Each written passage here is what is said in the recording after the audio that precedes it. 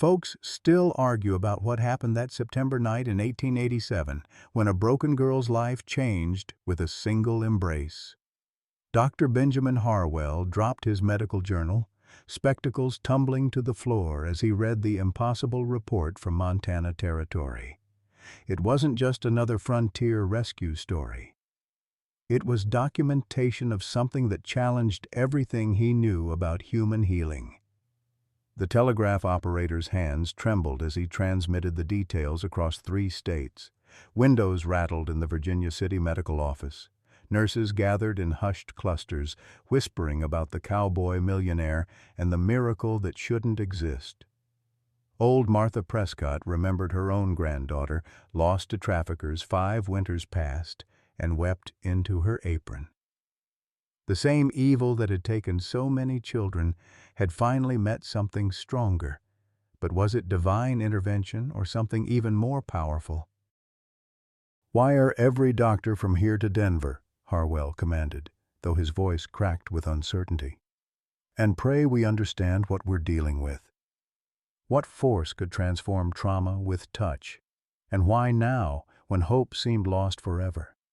Leave a like and share your thoughts in the comments along with the city you're watching from now. Let's continue with the story. Montana Territory stretched endless and unforgiving in September 1887, where the Little Bighorn Valley still whispered with the ghosts of Custer's last stand. The land belonged to survivors, those tough enough to carve life from stone and sky, where a man's word meant everything, and his gun meant the difference between justice and chaos.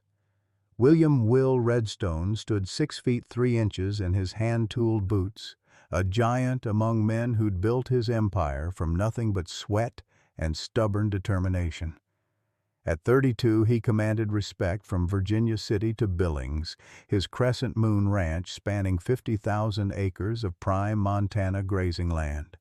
$2 million in cattle, mining investments, and railroad stock made him one of the territory's wealthiest men, yet money couldn't fill the hollow ache in his chest where a family should have been. Orphaned at 12 when cholera claimed his parents, Will had learned early that survival meant self-reliance. He'd worked cattle drives, fought claim jumpers, and saved every penny until he could buy his first 100 acres. Now his ranch employed 25 good men, most of them Civil War veterans who'd found purpose in honest labor under a boss who treated them fair. But success felt empty when you had nobody to share it with, nobody to carry on your name when the Lord called you home. The girl who would change everything sat 17 years old and broken at an abandoned train station 15 miles from his ranch, though Will didn't know her story yet. Mary May Clearwater clutched a small leather pouch containing the last remnants of her murdered family's legacy, a silver locket with her mother's photograph, and 3 gold coins that represented all the wealth left from her father's prosperous Denver mercantile business. 3 months earlier, her world had shattered when her uncle, Colonel Harrison Blackheart, arrived with forged documents claiming guardianship after her parents' convenient death in what he'd reported as an Indian raid. The 45-year-old Civil War veteran had built a legitimate freight company that served as perfect cover for his darker enterprise, trafficking orphan children to remote mining camps and cattle ranches where desperate men paid well for young workers who wouldn't be missed. May had learned to recognize the signs that separated good men from predators. Her uncle's cold eyes held no warmth, only calculation. His smile never reached beyond his lips. His touch always lingered too long, promising worse things to come. She'd endured 3 months of transport wagons, cramped holding cells, and carefully orchestrated sales disguised as proper placements before finding courage to run. Old Pete Stormcloud, Will's Cherokee foreman, often said the Creator moved in mysterious ways, sending exactly what folks needed when they needed it most. Mrs. Sarah Littlefoot, the Lakota housekeeper who'd become the closest thing to a mother Will had known since childhood, believed in the power of healing touch passed down through generations of tribal wisdom. Neither suspected that faith and desperation were about to collide on a cold September evening, creating something that would challenge everything they thought they knew about love, healing, and the mysterious ways broken hearts could mend each other.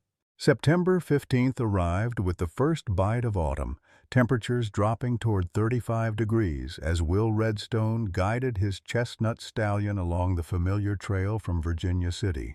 His monthly supply run had taken longer than expected when his packhorse threw a shoe, forcing him to spend an extra night at the blacksmith's.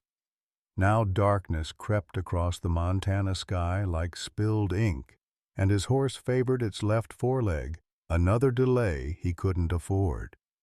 The abandoned train station at Silver Junction materialized through the gathering dusk, a weathered wooden structure that hadn't seen regular service since the railroad rerouted through Billings 2 years prior. Will had stopped here countless times to rest his horses and check the old well, but tonight something felt different. A small figure huddled on the station's lone bench, so still he almost missed her in the shadows. As he drew closer, his experienced eye cataloged details that made his jaw tighten. The girl couldn't be more than 17, wearing a thin blue dress that offered little protection against the mountain cold. Her auburn hair hung in tangled strands around a face pale as fresh snow, and she clutched a small bundle like it contained her entire world. Most telling of all, she didn't look up when his horse's hooves announced his approach, the reaction of someone who'd learned that attention meant danger. "Evening, miss," Will said softly, dismounting 20 feet away to avoid startling her further. He removed his hat in the gesture his mother had taught him before fever claimed her. "Mighty cold night to be sitting out here alone." The girl's head snapped up, revealing eyes the color of spring grass, but holding a wariness that belonged on someone 3 times her age.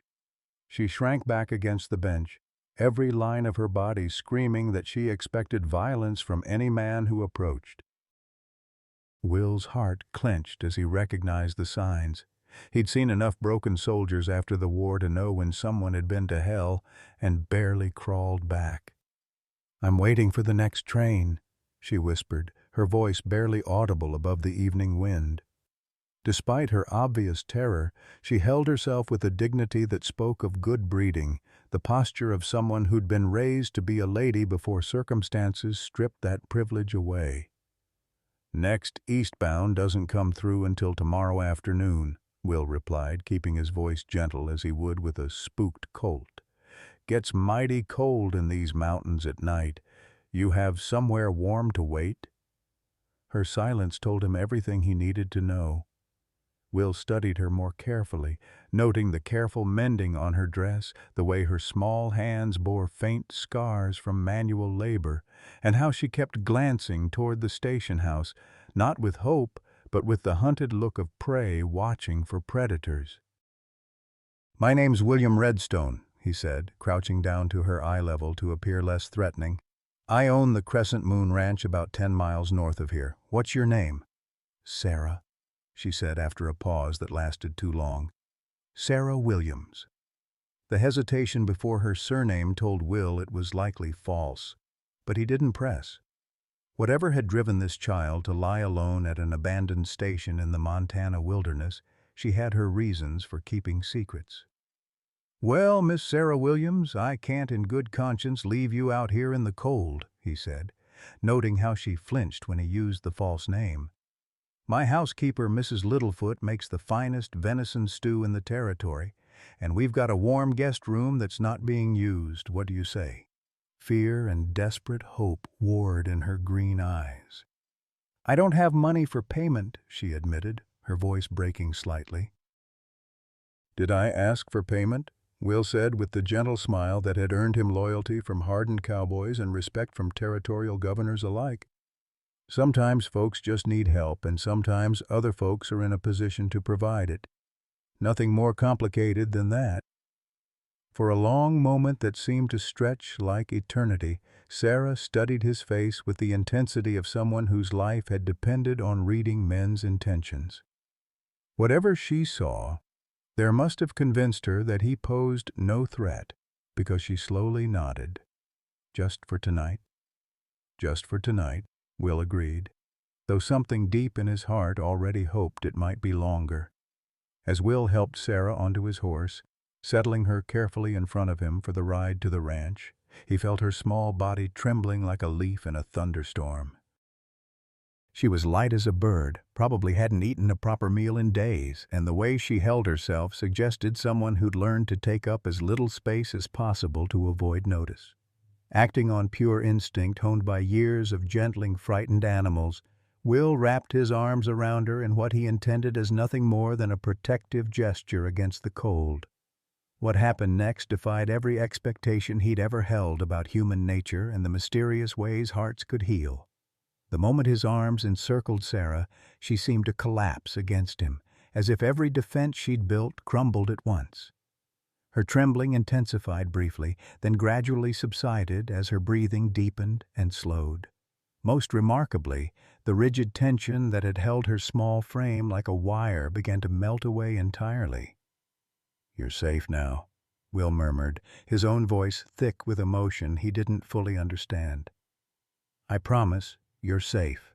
The Crescent Moon Ranch sprawled across the valley like a small town, its buildings arranged with the practical efficiency of a man who'd built everything himself.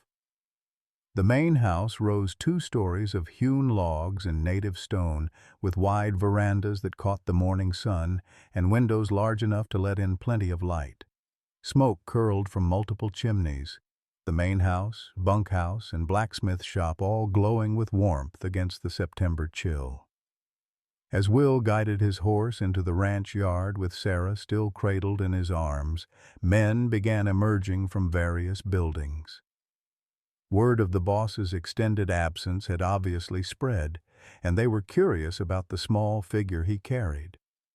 These were good men, mostly Civil War veterans who'd found purpose in honest labor, but Will felt Sarah tense as masculine voices called out greetings. "Easy there," he murmured against her hair. "These are my boys." They'd cut off their own hands before harming a woman. Old Pete Stormcloud stepped forward first, his weathered Cherokee features creased with concern as he took in Sarah's condition. At 68, the ranch foreman had seen enough of life's cruelties to recognize a victim when he saw one. His dark eyes met Will's with understanding that needed no words. "Boss," Pete said simply, tipping his hat to Sarah. "Miss, welcome to Crescent Moon." Mrs. Sarah Littlefoot emerged from the kitchen, wiping flour-dusted hands on her apron. The Lakota woman's sharp eyes assessed the situation immediately. The girl's obvious exhaustion, her too thin frame, and the protective way Will held her. At 52, she'd raised 4 children and helped deliver half the babies in 3 counties. She knew a child in desperate need when she saw one. "Bring her inside," Mrs. Littlefoot commanded with the authority of someone accustomed to being obeyed in matters of healing and home. "I'll heat water for a bath and fix a plate of food. Child looks half-starved." Will carried Sarah into the house, noting how her eyes widened at the comfortable furnishings, quality pieces but nothing ostentatious, everything speaking of a man who had money but wasn't interested in showing off. A fire crackled in the great room's stone fireplace, and the scent of baking bread filled the air with warmth and welcome. "The guest room's upstairs," Will explained as Mrs. Littlefoot bustled about, already preparing for their unexpected visitor. "Has its own fireplace and a view of the mountains. Mrs. Littlefoot will bring you some clothes that might fit better. She keeps supplies for emergencies." Sarah's voice emerged barely above a whisper.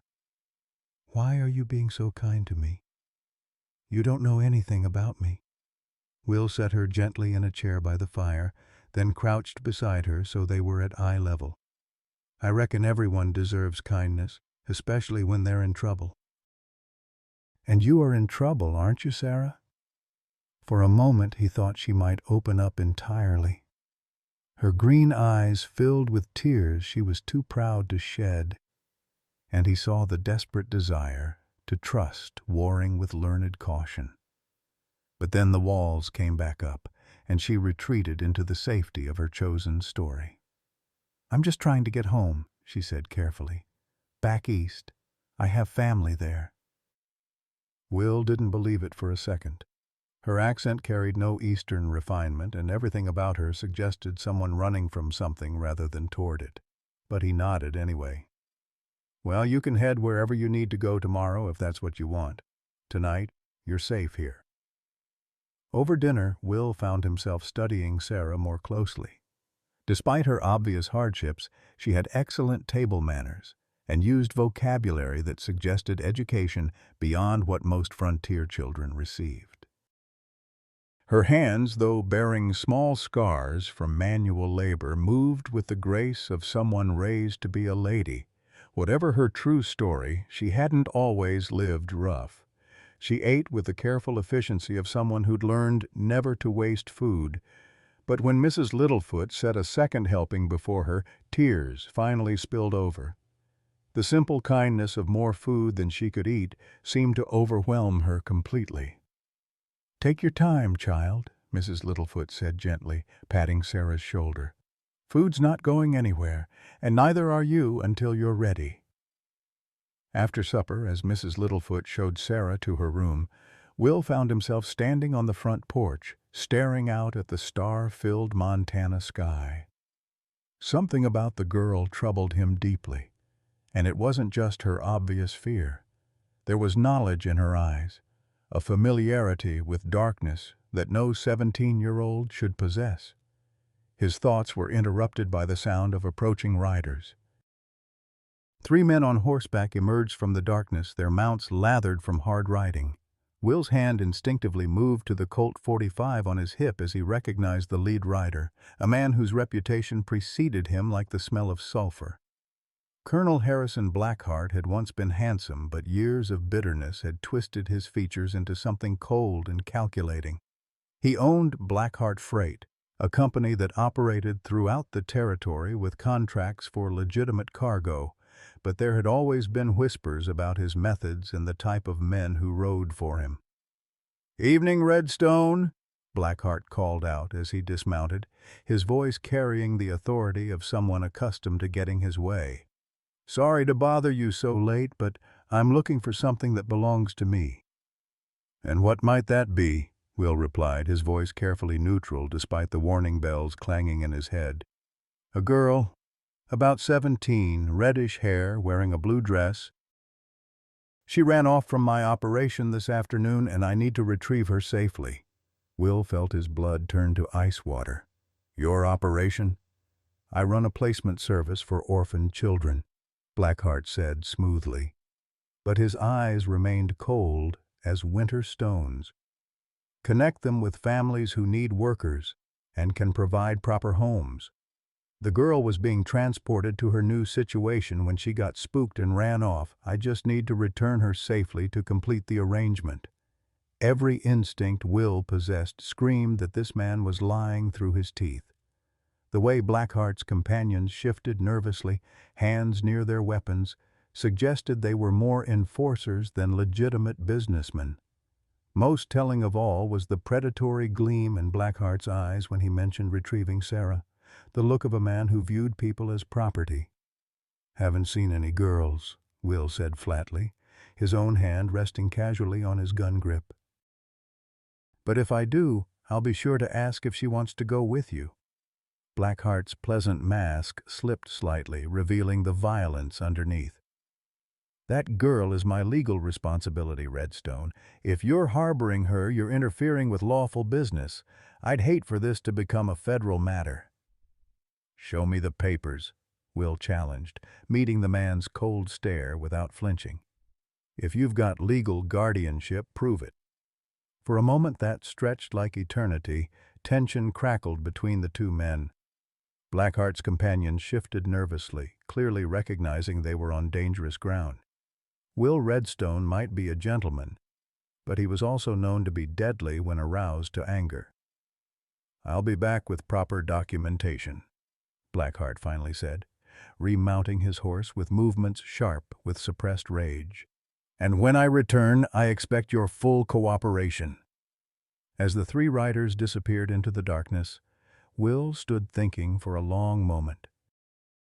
Then he walked quietly upstairs and knocked gently on Sarah's door. "Sarah, are you awake?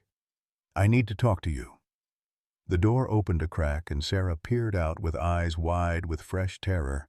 She had changed into one of Mrs. Littlefoot's nightgowns, which hung loose on her small frame, making her appear even younger and more vulnerable than before. "Some men were just here looking for a girl matching your description," Will said without preamble, noting how her face went chalk white. "I told them I hadn't seen you, but they'll be back. I think you'd better tell me the truth about what's going on." Sarah's legs seemed to give out, and she sank against the doorframe. For a moment, Will thought she might faint entirely. Her breathing became rapid and shallow, the telltale signs of someone reliving a nightmare. "It's him," she whispered, voice breaking. "He found me." "Who's him?" Sarah looked up at Will, and in her green eyes he saw terror so profound it made his chest ache. But then, as if drawing strength from that miraculous moment of safety in his arms, she straightened her shoulders and made a decision that would change everything. "My name isn't Sarah Williams," she said quietly, each word seeming to cost her dearly. "It's Mary Elizabeth Clearwater. And that man who was here, Colonel Harrison Blackheart, he murdered my family and has been selling children like cattle for the past 3 years. I'm the only one who escaped, and I'm the only one who can prove what he's done." The words hung in the air between them like a curse finally spoken aloud. Will felt the bottom drop out of his world as the implications crashed over him. This wasn't just a scared girl running from a bad situation. This was something far worse, far more dangerous than he'd imagined. "Tell me everything," he said gently, taking her trembling hand in his. "Start from the beginning." Over the next hour, as the fire crackled and Sarah's voice grew stronger with each revelation, Will learned the truth that would haunt him forever. Dr. Benjamin Clearwater had been Denver's most respected merchant, dealing in everything from mining equipment to fine goods shipped from back east. His wife Margaret had been known for her charity work, and their only daughter Mary had been raised as a proper lady with education, music lessons, and every advantage money could provide. Harrison Blackheart had been Benjamin's business partner and Margaret's brother, trusted with the family's deepest secrets and most valuable assets. When the Clearwaters died in what was reported as an Indian raid, Blackheart had arrived with forged guardianship papers and expressions of grief that fooled everyone except the 17-year-old girl who knew him too well.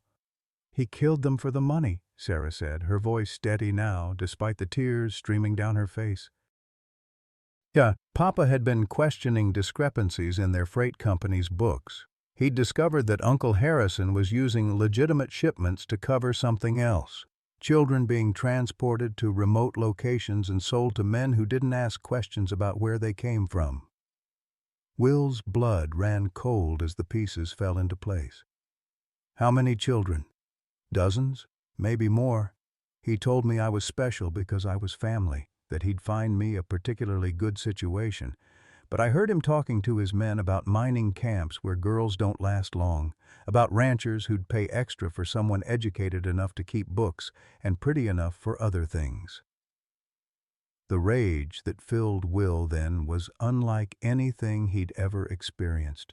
He'd seen the aftermath of violence during his years building the ranch, had dealt with rustlers and claim jumpers with deadly efficiency when necessary. But this was different. This was evil in its purest form, predators who victimized the most vulnerable members of society. "How did you escape?" Sarah's smile held no humor, only grim satisfaction. "Uncle Harrison underestimated what Papa taught me about reading people and situations. During a stop in Silver Creek, I convinced one of the other girls to create a distraction while I slipped away. I've been running for 3 days, sleeping in barns and abandoned buildings, trying to get far enough away to find someone who'd listen to the truth." And now he's found you. He'll never stop looking, Sarah said with certainty that chilled Will to the bone. I know too much about his operation, and I'm worth too much money to him. Plus, there's my inheritance. Papa left everything to me, but Uncle Harrison controls it as my guardian. If something happens to me, he gets it all. Will stood and began pacing, his mind racing through possibilities and dangers. How much inheritance are we talking about? $500,000. Papa's business, the house in Denver, investments in mining stocks, and cash holdings. $500,000, enough money to kill for without hesitation, especially for a man who'd already proven he had no conscience. Will understood now why Blackheart would never give up the hunt. Sarah represented both a threat to his criminal enterprise and the key to a fortune that would set him up for life. We need help, Will said finally. This is bigger than what one ranch can handle.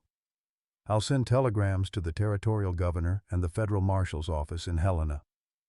Uncle Harrison has connections everywhere, Sarah warned. How do you know who to trust? It was a fair question, and one that kept Will awake most of that night as he stood guard outside Sarah's door. By morning, he'd made several decisions that would put everything he'd built at risk, but he couldn't live with himself if he abandoned this brave girl to the wolves. The next few days brought a flurry of activity as Will set his plan in motion. He sent carefully worded telegrams to contacts he trusted absolutely, men he'd served with during the Indian campaigns, territorial officials he'd helped financially during their elections, and most importantly, a Pinkerton detective in Denver who owed him several favors.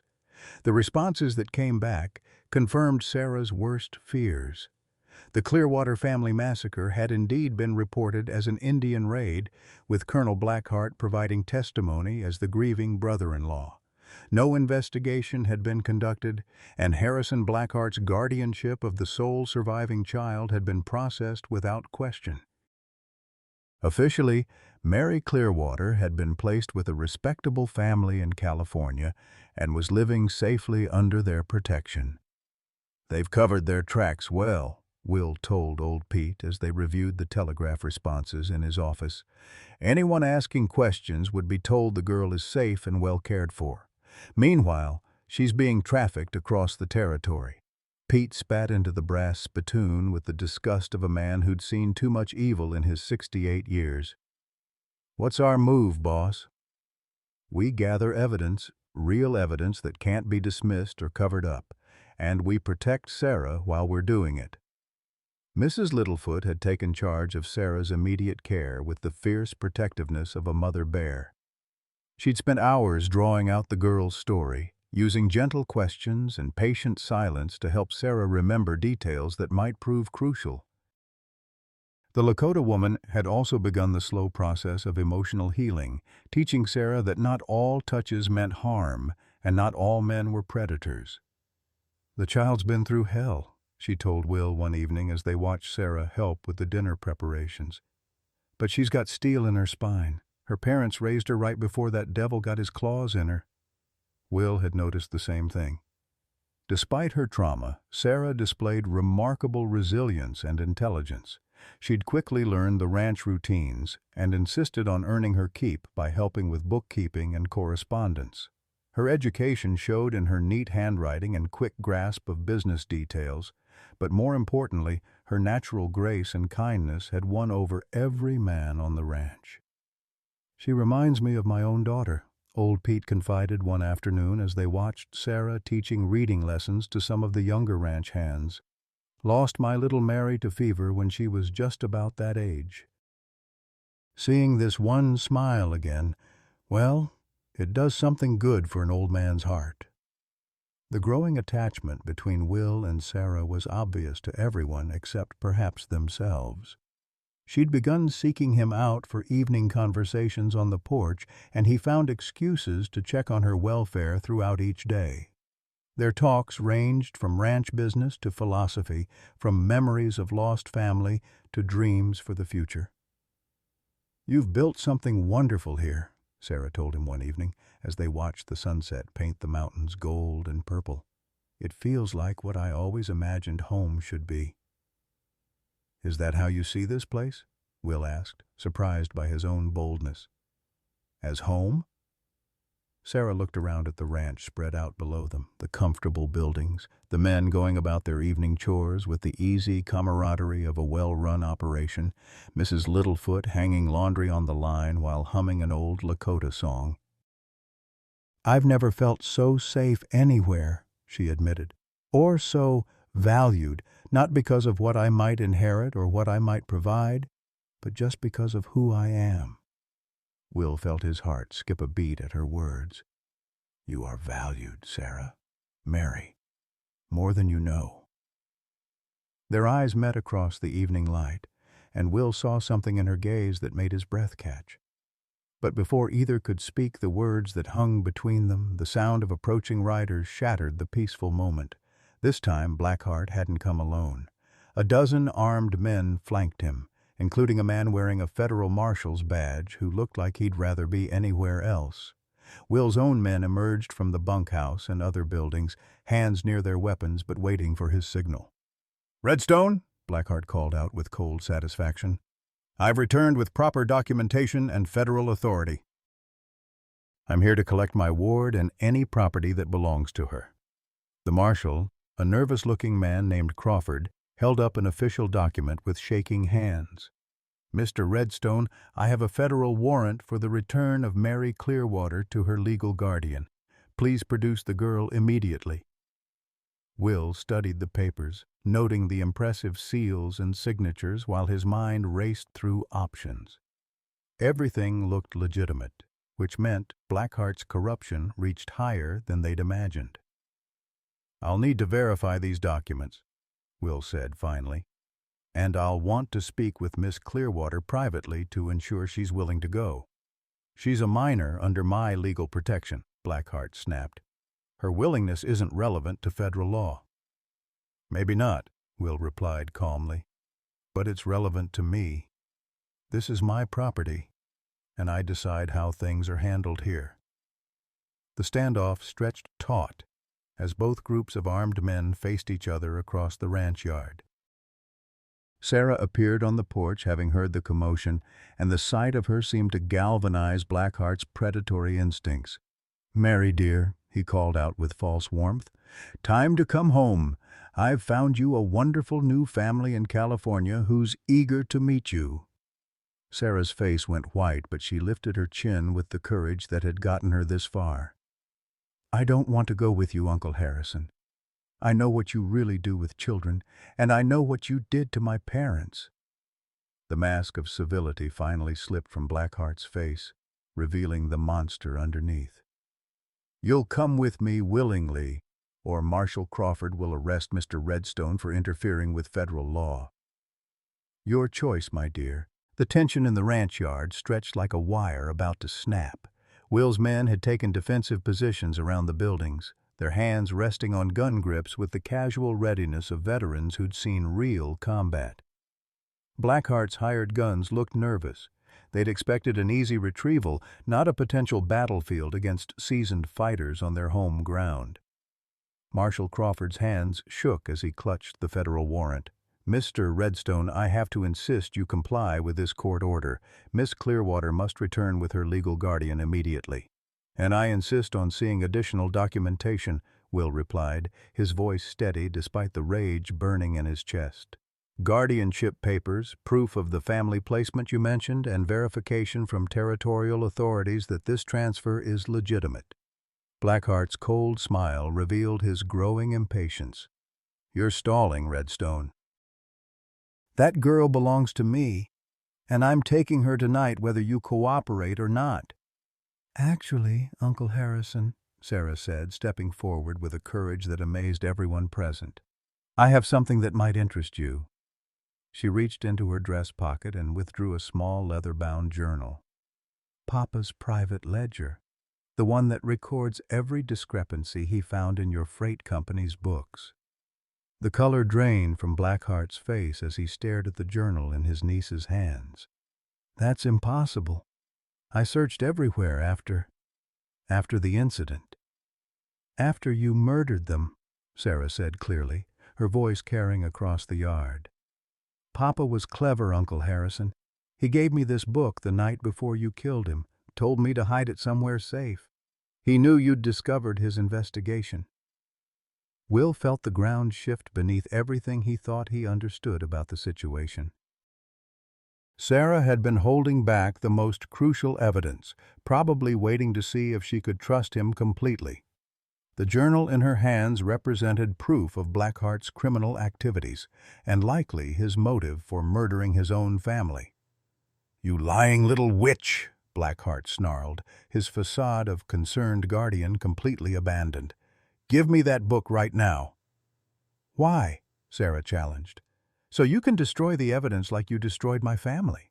This journal contains 3 years of cargo manifests that don't match your shipping records, payments to men who don't officially exist, and notes about children who disappeared from orphanages across 4 territories." Marshal Crawford looked increasingly uncomfortable as the implications became clear. "Colonel Blackheart, perhaps we should discuss this matter privately before proceeding."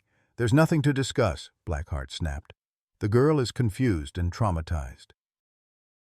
She's been making wild accusations ever since her parents died in that tragic Indian raid." "Indian raid?" Old Pete stepped forward, his weathered Cherokee features hard as granite. "I know every tribe from here to Canada, Colonel. None of them have raided civilian targets in 3 years.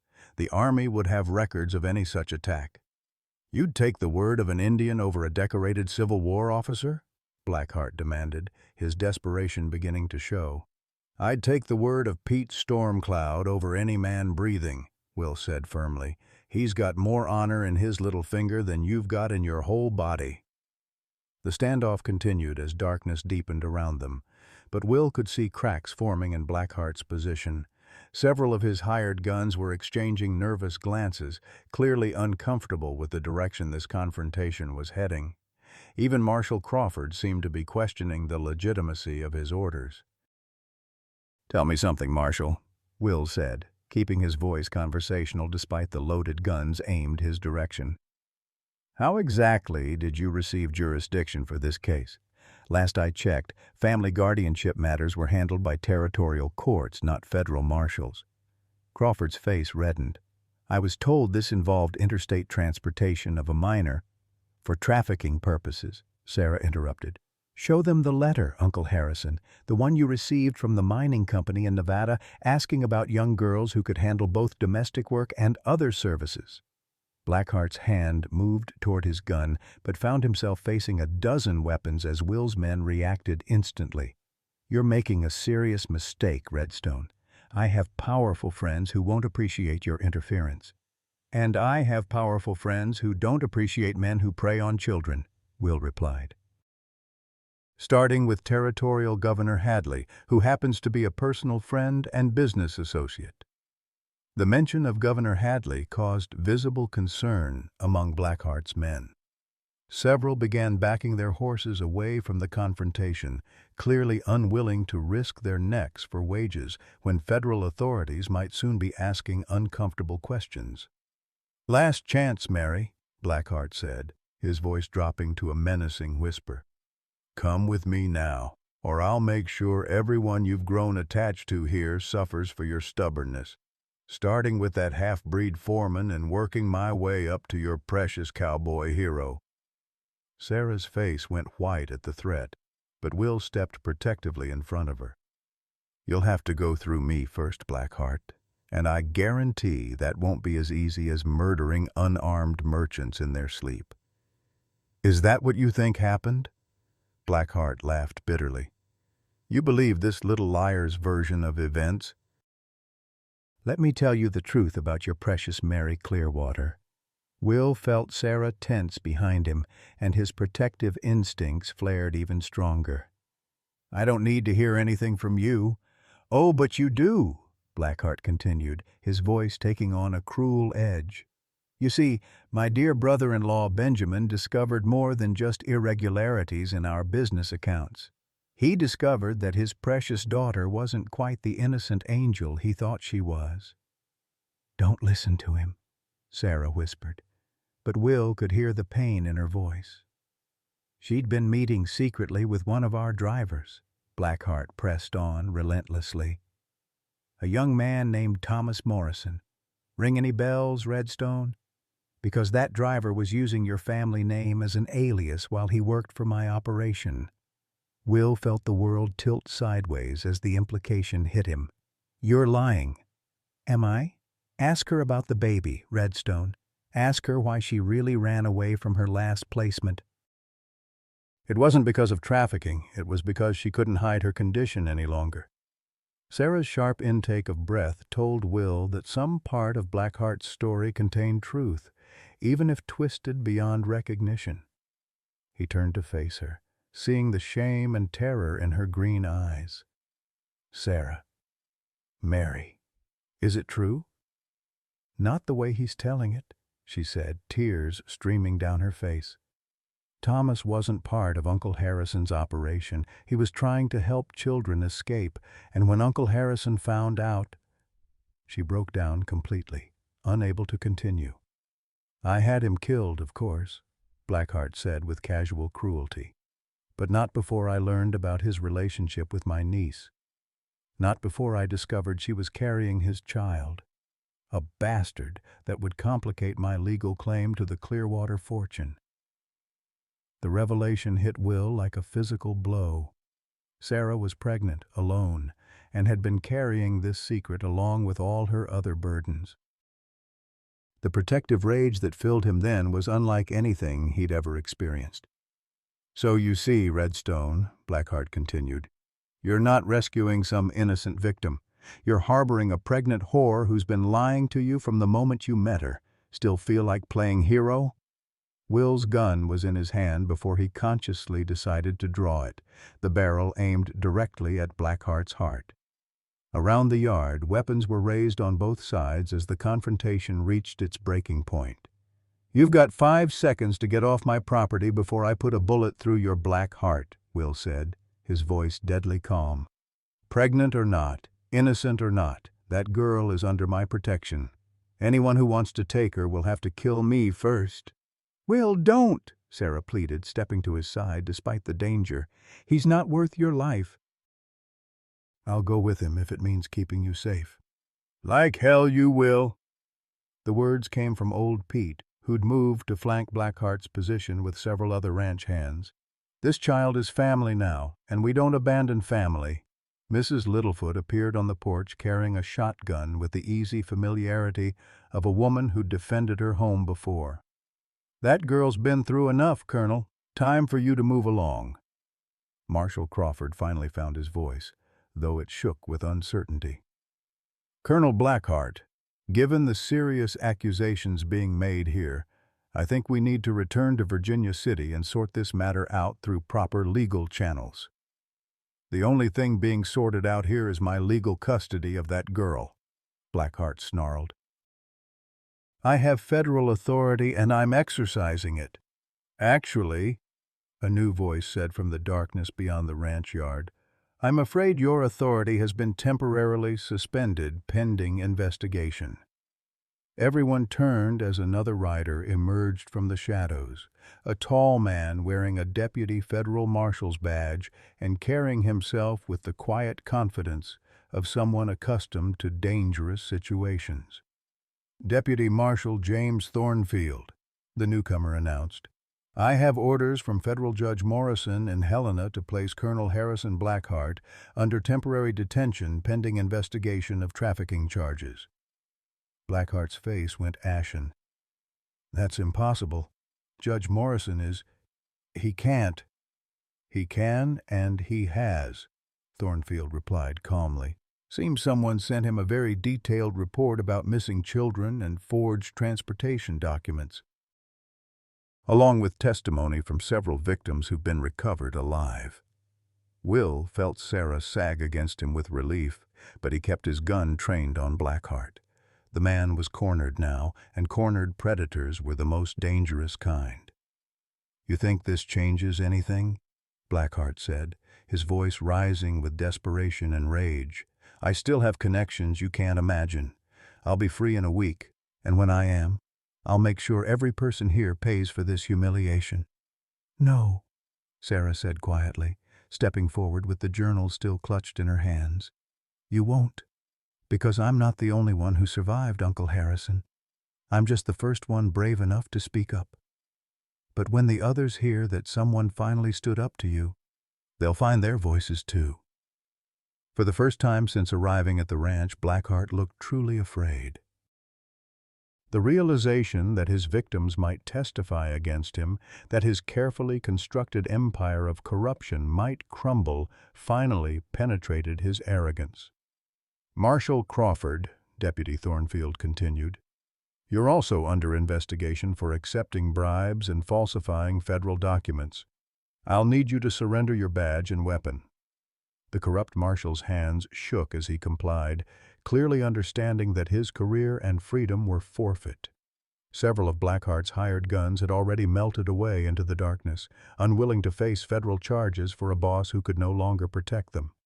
As Deputy Marshal Thornfield placed Blackheart in shackles, the man's cold eyes fixed on Sarah with undimmed malevolence.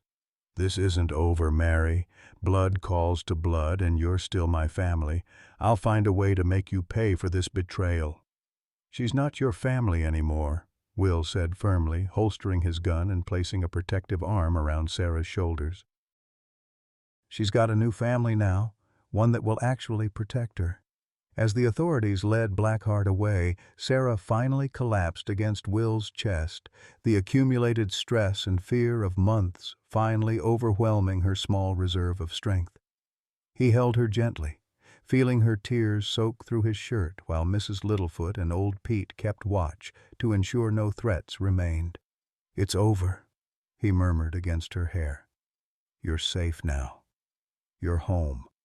But even as the immediate danger passed, Will knew the real challenges were just beginning.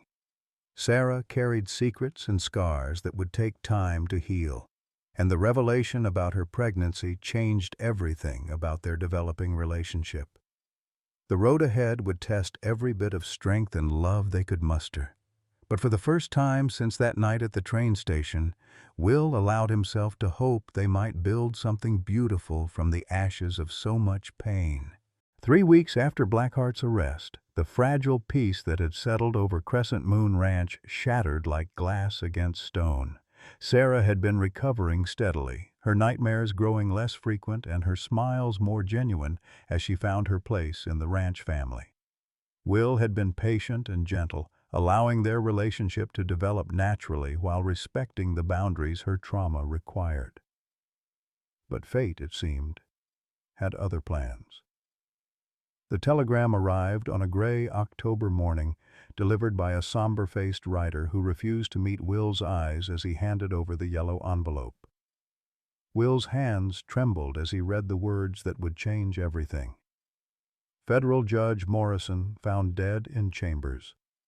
Blackheart released on technicality, armed with federal writ of habeas corpus, coming for the girl, Thornfield. Will crushed the telegram in his fist, his mind racing through the implications. Without Judge Morrison's protection, Blackheart's connections had apparently reasserted themselves with deadly efficiency. The corrupt network reached higher than anyone had imagined, high enough to orchestrate a federal judge's death and manipulate the legal system to free their operative. "Boss?" Old Pete appeared in the doorway, his weathered face creased with concern. "What's the news?"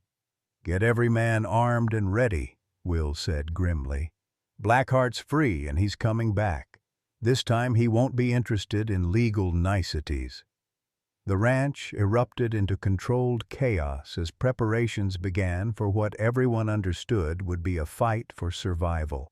Will's men had faced rustlers and hostile Indians before, but this was different.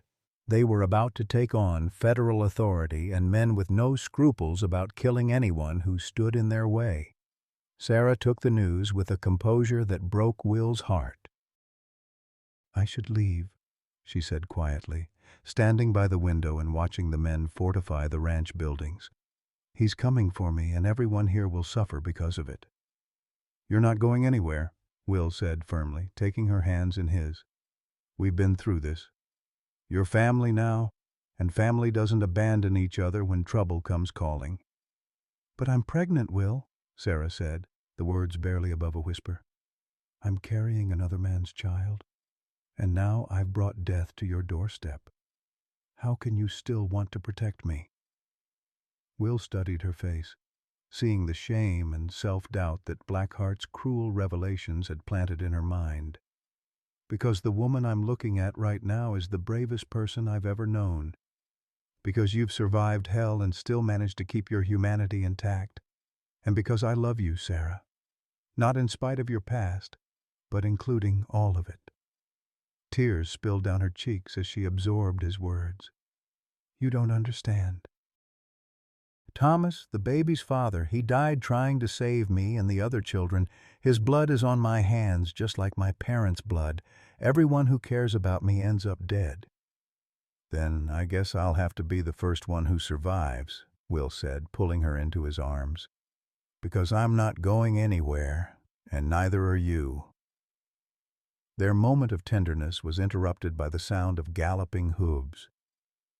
Through the window, they could see a lone rider approaching at full speed, Mrs. Chen from Virginia City, her usually composed face tight with panic.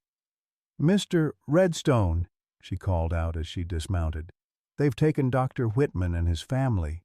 Men came in the night, said they were federal agents investigating trafficking, but—" She broke down completely, unable to continue.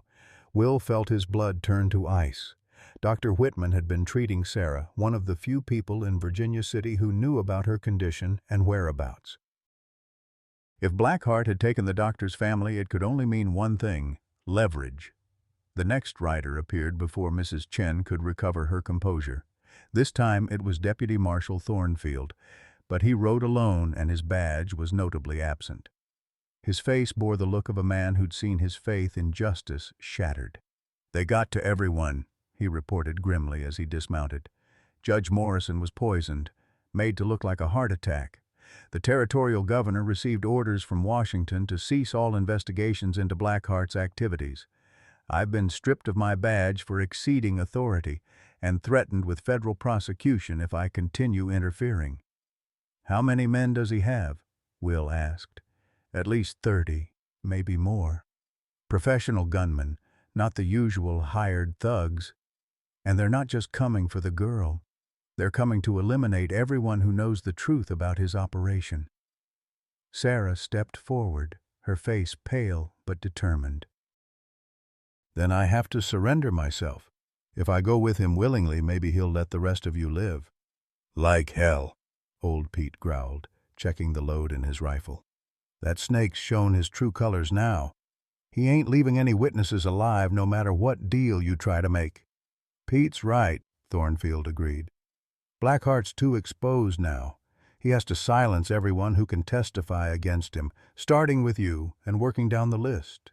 Dr. Whitman's family is just the beginning." As if summoned by their conversation, the sound of many horses approaching echoed across the valley. Will counted at least 20 riders in the vanguard, with more visible in the distance. Blackheart had indeed come prepared for war. "Sarah," Will said urgently, "I need you to take Mrs. Littlefoot and Mrs. Chen and hide in the root cellar. There's a tunnel that leads to the barn. Old Pete will show you. If things go bad, you run for the horses and don't look back." "I won't leave you to die for me," Sarah protested, but Will was already pushing her toward the back of the house. "You will if you love me," he said fiercely, "because the only way I can fight without losing my mind is knowing you're safe." The attacking force spread out across the ranch yard with military precision, surrounding the main house and outbuildings. Blackheart sat his horse in the center, no longer bothering to maintain any pretense of legality or civilized behavior. His face showed the savage satisfaction of a predator who'd finally cornered his prey. "Redstone," he called out, "I've come for what's mine. Send out the girl, and I might let some of your men live." "Go to hell," Will shouted back from behind the reinforced shutters of the main house. "You want her? You'll have to come through all of us." I was hoping you'd say that, Blackheart replied with cold amusement. You see, I've brought along some friends who are eager to demonstrate what happens to people who interfere with federal business. At his signal, several of his men dismounted and began approaching the house with what appeared to be small barrels. Will's blood froze as he recognized dynamite. They weren't planning a conventional siege. They were going to blow the buildings apart. "They're going to burn us out," old Pete observed grimly from his position by the window. "Can't fight explosives with rifles." It was then that Sarah appeared in the doorway, her face set with grim determination. "Not if I give them what they want." "Sarah, no!" Will lunged toward her, but she was already opening the front door. "Uncle Harrison!" she called out, stepping onto the porch with her hands raised. "I'll come with you willingly if you let these people go. You have my word." Blackheart's triumphant smile was visible even from a distance. How touching. The little whore finally develops a conscience. But I'm afraid it's too late for negotiations, my dear. You see, everyone here has seen too much, knows too much. They all have to die. Sarah's face went white as the true hopelessness of their situation became clear. Blackheart had never intended to honor any bargain. He'd come to eliminate every witness to his crimes, and her surrender would only make his job easier. "However," Blackheart continued, "I am prepared to make your death quick and painless if you cooperate. Otherwise, I'll let my men have their fun with you before putting you out of your misery." The sound of a rifle shot cracked across the valley, and one of Blackheart's men toppled from his horse. Then another shot and another, as hidden marksmen began picking off the attackers from concealed positions around the ranch. "What the hell?" Blackheart spun in his saddle, trying to locate the source of the gunfire. From the ridge overlooking the ranch, old Pete's voice boomed with savage satisfaction. "Thought you knew everything about this place, didn't you, Colonel? Well, you missed the part where half the men in this valley owe Will Redstone their lives and livelihoods." The hidden reinforcements were ranch hands from neighboring properties, veterans like themselves who'd answered Will's secret call for help. They'd positioned themselves during the night, waiting for Blackheart's forces to commit themselves to the attack before revealing their presence. The tide of battle shifted dramatically as Blackheart's men found themselves caught in crossfire from multiple directions. But the colonel himself seemed more enraged than concerned, his obsession with Sarah overriding tactical considerations. "Burn them all!" he screamed, drawing his pistol and spurring his horse toward the house. "I want that girl dead, and I want everyone who helped her to burn." The final confrontation was upon them, and Will knew with terrible certainty that not everyone would survive the next few minutes. But as he prepared to defend the woman he loved against the monster who'd destroyed her family, he felt a strange peace settle over him. Some things were worth dying for, and Sarah Clearwater was definitely one of them. The gunfight erupted with the fury of a Montana thunderstorm, rifle fire cracking from every direction as Blackheart's men found themselves trapped in a deadly crossfire. Will's hidden allies had positioned themselves perfectly during the night, turning what should have been an easy massacre into a nightmare for the attackers. But in the chaos of flying lead and screaming horses, tragedy struck with the precision of a rattlesnake's bite. Mrs. Littlefoot appeared in the doorway just as Blackheart spurred his horse toward the porch, her shotgun raised to defend Sarah. The colonel's pistol barked once, and the Lakota woman crumpled, blood spreading across her apron as she fell. Sarah screamed and rushed to the wounded woman's side, completely exposed on the open porch. "No!" Will roared, vaulting over the porch railing to shield Sarah with his body just as Blackheart's second shot shattered the air where she'd been standing. The bullet meant for her heart caught Will in the shoulder instead, spinning him around and sending him crashing into the wooden planks. Old Pete's rifle spoke from the ridge, and Blackheart's horse reared as the shot took the animal in the chest. The colonel tumbled to the ground, his leg trapped beneath his dying mount, but his cold eyes never left Sarah's face.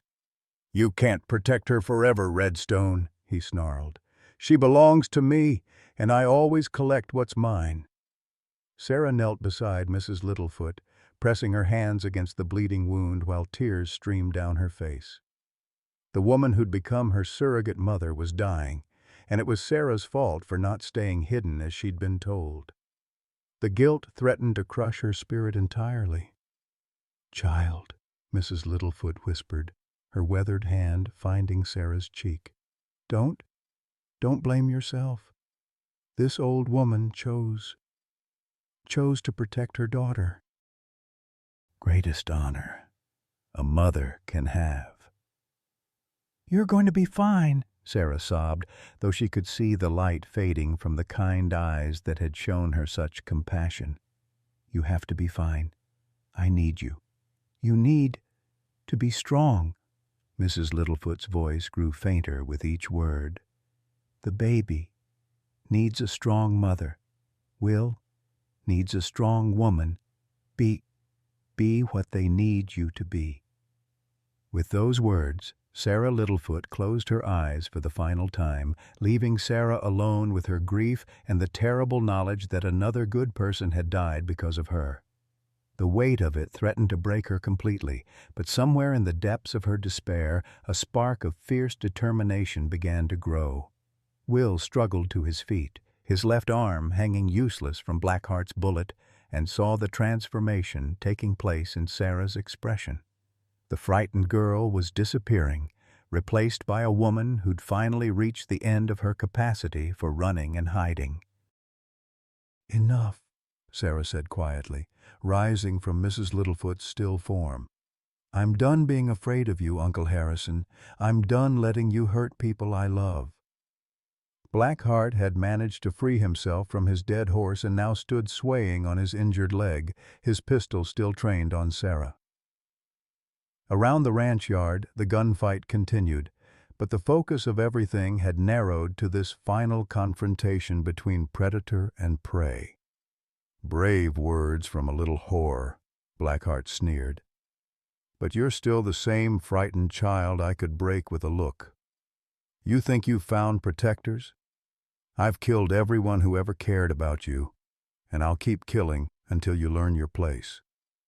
"My place," Sarah said, stepping closer despite the gun aimed at her heart, "is with people who know the difference between love and possession, people who protect without expecting anything in return. People you could never understand because you've forgotten how to be human." Something in her voice, the absolute fearlessness of it, seemed to unnerve Blackheart for the first time. He'd spent years terrorizing children through intimidation and violence, but the woman standing before him showed no trace of the broken girl he'd tried to create. "I know what you're thinking," Sarah continued, her voice carrying across the yard despite the gunfire. "You're wondering how the scared little mouse found the courage to face the big bad wolf. Want to know the truth, Uncle Harrison?" Will watched in amazement as Sarah continued approaching Blackheart, seemingly oblivious to the weapon pointed at her. But there was method to her apparent madness. Each step brought her closer to the rifle old Pete had dropped when he'd moved to higher ground. "The truth is, you never broke me," Sarah said. "You broke my body, you broke my spirit, you even made me doubt my own worth. But you never touched the part of me that really mattered. The part that remembers what love feels like, what family really means, what it's like to be valued for who you are instead of what you can provide." Blackheart's face contorted with rage. "You sanctimonious little bitch! I gave you everything, food, shelter, protection." "You gave me hell," Sarah interrupted. "You took a 17-year-old girl who'd just lost her parents and tried to turn her into property. You sold children like cattle and convinced yourself you were doing them a favor. You murdered your own sister and brother-in-law for money. But worst of all, you tried to make me believe I deserved it." She was close enough now to see the madness in his eyes, the complete absence of human compassion that had allowed him to commit such atrocities. But she was also close enough to the rifle, and her hand moved toward it with careful deliberation. "But I know the real truth now," Sarah continued. I know that Thomas Morrison loved me enough to die trying to save me. I know that Will Redstone cared about me before he even knew my real name.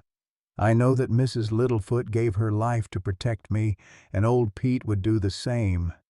That's what real family looks like, Uncle Harrison. That's what you never understood and never will." Blackheart's laugh was the sound of genuine insanity. "Love?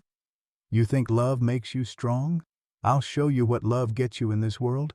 I'll kill your precious cowboy right in front of you, just like I killed Thomas Morrison. Then you'll understand that love is just another weakness to be exploited." He swung his pistol toward Will, who was struggling to reload his rifle with one good arm. Sarah's hand closed around old Pete's weapon just as Blackheart's finger tightened on the trigger. The rifle shot echoed across the valley with the finality of Judgment Day. For a moment that seemed to last forever, nobody moved.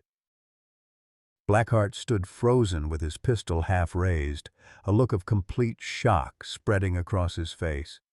Then he looked down at the spreading red stain on his chest and back up at Sarah, who held the smoking rifle with steady hands. "Impossible," he whispered. "You're just a girl. You don't have the strength to—" "I'm not a girl anymore," Sarah said quietly. "I'm a woman who's tired of letting monsters hurt the people she loves, and you, Uncle Harrison, are never going to hurt anyone again." Blackheart swayed on his feet, his pistol falling from nerveless fingers. You've killed your own blood." "No," Sarah replied, lowering the rifle. "I've killed a stranger. My family is the people who chose to love me, not the man who chose to destroy me." Colonel Harrison Blackheart fell to his knees and then onto his face, his reign of terror finally ended by the girl he'd tried so hard to break. Around the ranch yard, the gunfight was winding down as his surviving men threw down their weapons and raised their hands in surrender.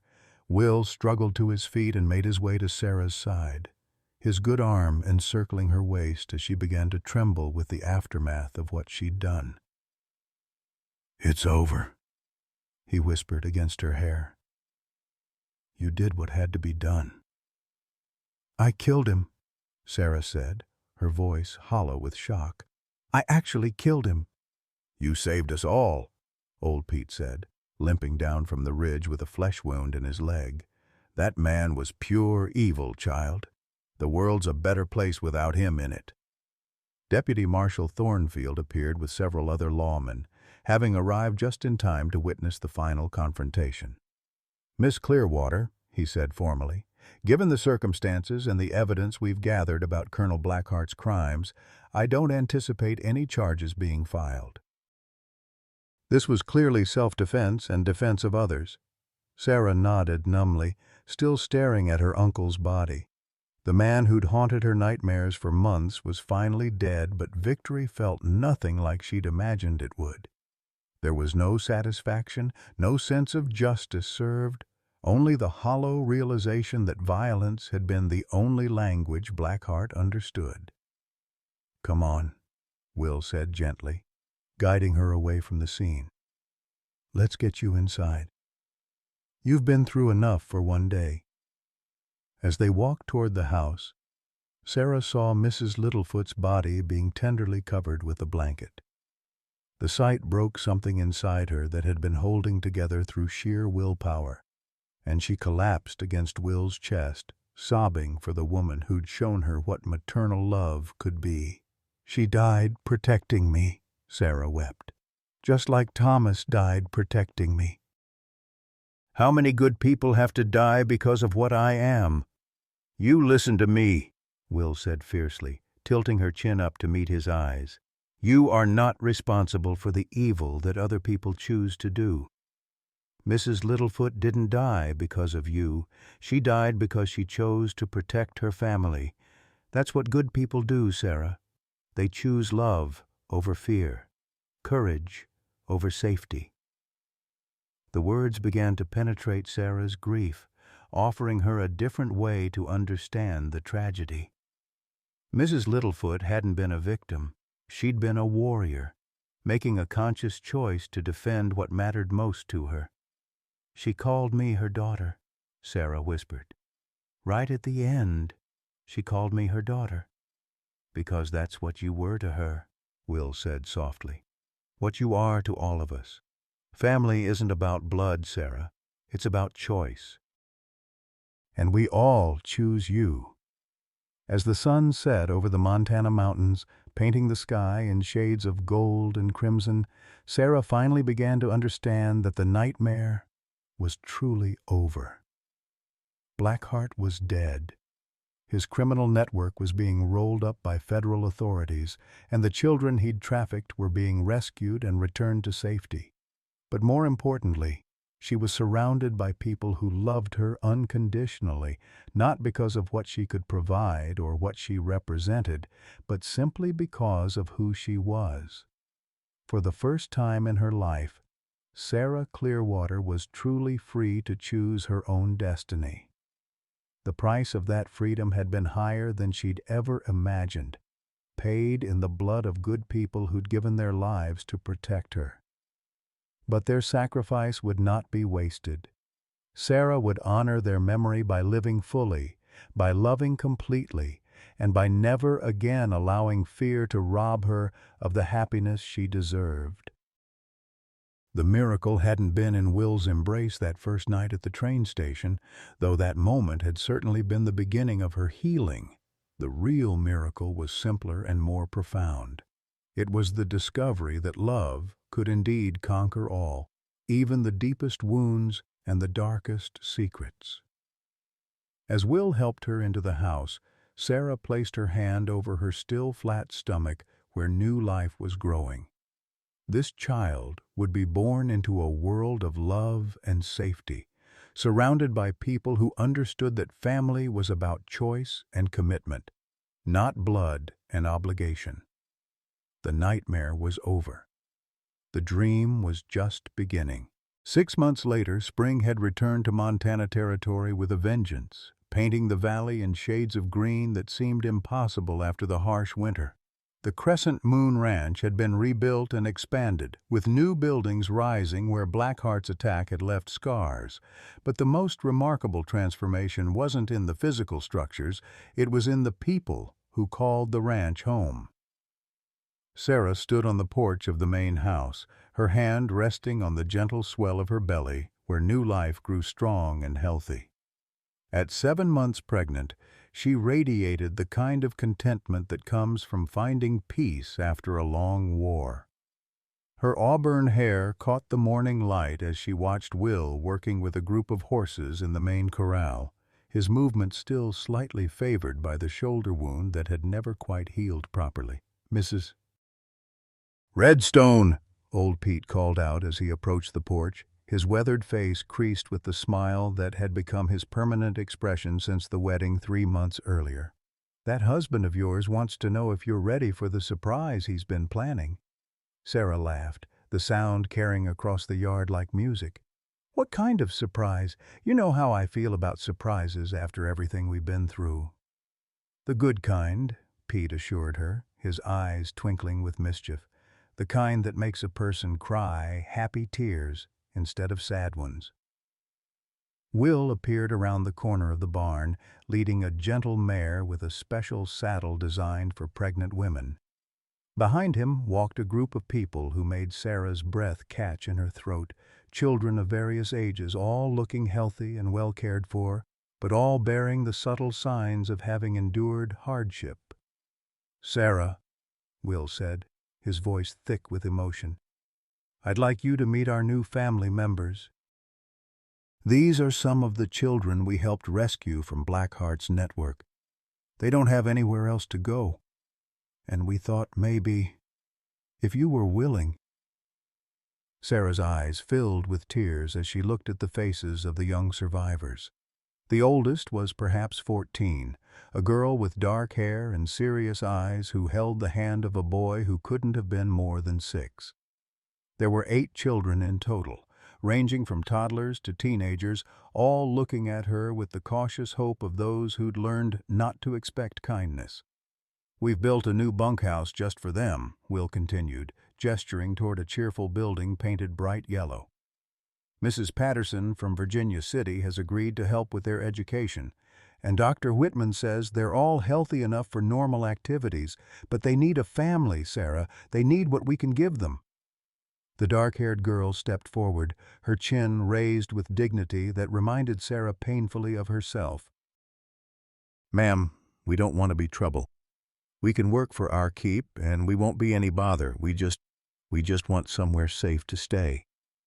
Sarah descended the porch steps carefully, her pregnancy making her movements deliberate, and knelt to the girl's eye level. "What's your name, sweetheart?" "Emma Morrison, ma'am. These are my brothers and sisters, not all by blood, but we've been taking care of each other." The surname hit Sarah like a physical blow. "Morrison? Are you related to Thomas Morrison?" Emma's eyes widened with surprise and something that might have been hope. "You knew my brother Thomas? We heard he was killed trying to help children escape, but we never knew what really happened to him."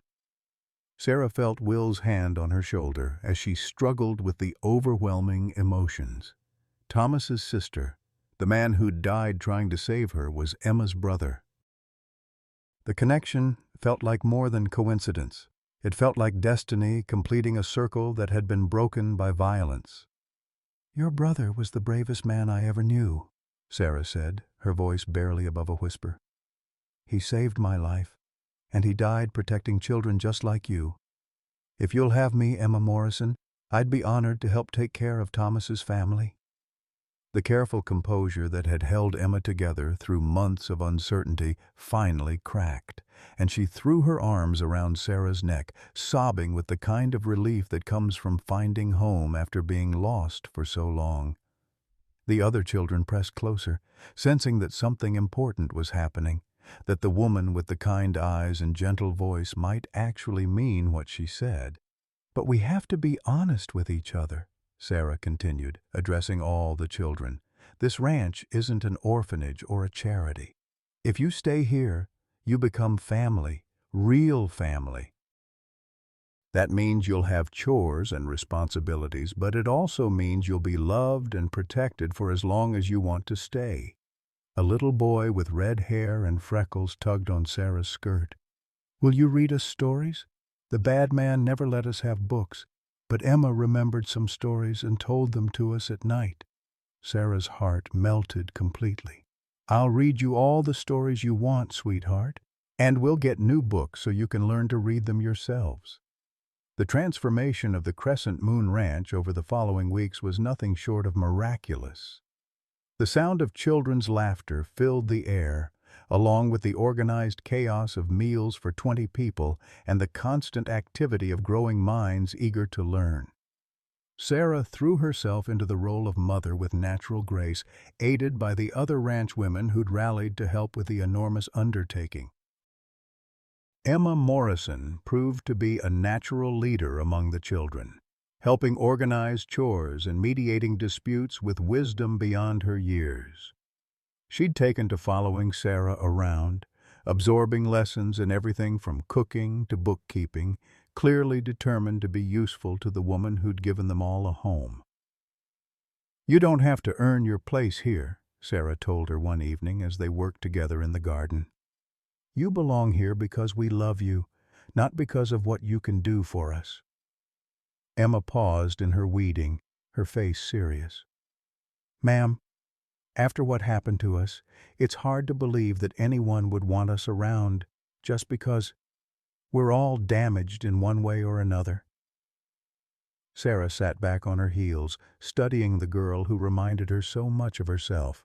"Emma, can I tell you something that Mrs. Littlefoot told me before she died? She said that being broken doesn't make you worthless. It makes you battle-tested. Every one of you children survived something that would have destroyed weaker people. That doesn't make you damaged. It makes you strong." The conversation was interrupted by excited shouts from the direction of the main house. Will appeared in the garden gateway, his face glowing with excitement and something that looked like barely controlled panic. "Sarah," he said, trying to keep his voice calm, "I think it's time. Dr. Whitman is on his way." but Mrs. Patterson says the baby isn't waiting for anyone. Sarah felt the now familiar tightening in her belly and realized that what she'd been dismissing as false labor all morning was the real thing. Their baby, hers and Will's in every way that mattered, was ready to join the world. The next several hours passed in a blur of controlled chaos as the ranch transformed into a birthing center. Mrs. Patterson took charge with the efficiency of a woman who'd delivered dozens of babies, while Will paced the porch like a caged wolf, occasionally sticking his head through the door to ask if there was anything he could do. Emma and the other children gathered in the main room, their faces bright with excitement at the prospect of a new baby in the family. Old Pete kept them entertained with stories while Mrs. Patterson worked, but everyone's attention was focused on the sounds coming from the bedroom. When the baby's first cry finally echoed through the house, a cheer went up from the assembled family that could probably be heard in Virginia City. Will burst through the bedroom door to find Sarah, exhausted but radiant, holding a red-faced infant who was already demonstrating impressive lung capacity. "It's a boy," Mrs. Patterson announced with satisfaction. "Healthy as a horse and twice as loud." Will knelt beside the bed, his eyes fixed on the tiny person who represented the future they'd built together. "He's perfect," he whispered, gently touching the baby's tiny fist. "What should we call him?" Sarah looked at the man who'd saved her life in every way possible, then at the children crowding in the doorway with faces full of wonder and love. "Thomas," she said firmly. "Thomas Redstone, after the man who brought us all together." Emma's sharp intake of breath was audible from the doorway, and Sarah saw tears streaming down the girl's face. "You'd name him after my brother?" "Your brother gave his life so that we could all be here together," Sarah replied. "It seems only right that his memory should be part of our family's future." As Will carefully took his son in his arms, Sarah reflected on the journey that had brought them to this moment. A year ago, she'd been a broken girl, sitting alone at a train station, convinced that her life was over. Now she was surrounded by love, holding a healthy baby, and watching over 8 children who'd found their own second chance at happiness. The miracle hadn't been supernatural or inexplicable. It had been simpler and more profound than that. It had been the discovery that love really could heal any wound, that family could be created through choice rather than blood, and that even the darkest nights eventually gave way to dawn. Outside the bedroom window, the Montana sun was setting over the Crescent Moon Ranch, painting the sky in shades of gold and crimson. Tomorrow would bring new challenges and new joys, but tonight the Redstone family was complete, surrounded by love and infinite possibility. Sometimes life breaks us down so completely that we forget what happiness even feels like. Like Sarah Clearwater, many of us have sat alone in our own version of that cold train station, whether it's after losing a spouse, watching children move away, facing health challenges, or feeling forgotten by a world that seems to value youth over wisdom.